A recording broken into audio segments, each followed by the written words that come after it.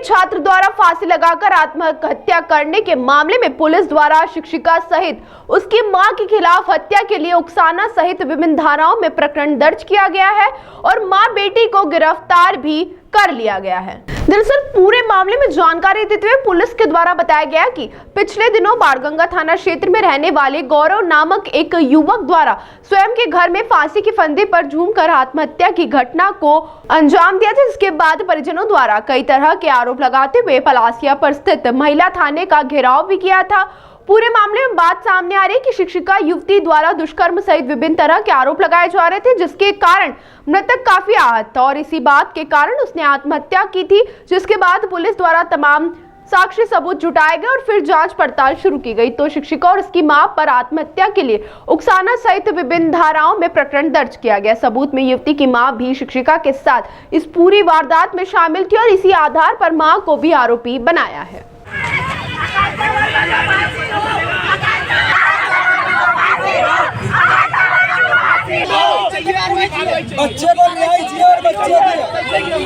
हाँ, 2 दिवस पूर्व गौरव नाम के लड़के के द्वारा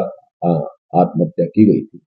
उस मर्ग जांच पर से कुछ डिजिटल साक्ष्य और कुछ ओरल साक्ष्य हमारे पास ऐसे मिले हुए हैं, जिसमें से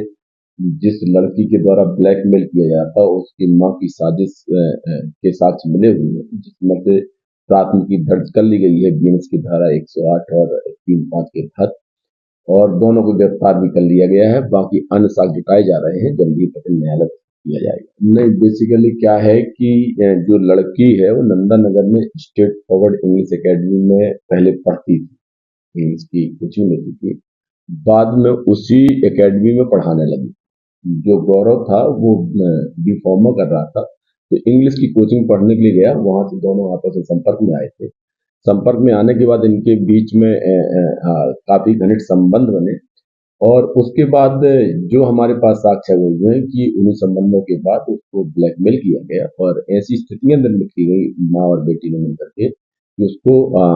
अपने आप को समर्पित करके और आत्महत्या जैसा कदम उठाना पड़ा है। पुलिस कर्मियों को रुपए लेने की बात सामने आ रही है। हाँ, उस तथ्य की भी जांच की जा रही है। जो तथ्य उनके द्वारा बताए गए थे उसके लिए वहाँ की एडिशनल डीसीपी हैं, वो जांच कर रही है।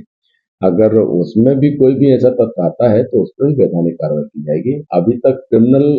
इंटेंसिटी में जो चीज तथ्य आए हुए हैं उस पर से प्राथमिकी दर्ज कर ली गई है और आरोपियों को गिरफ्तार कर लिया गया है। नहीं, इनके चूंकि इनके संबंध थे, आपस में एक दूसरे से परिचित थे और काफी घनिष्ठ नजदीकी संबंध थे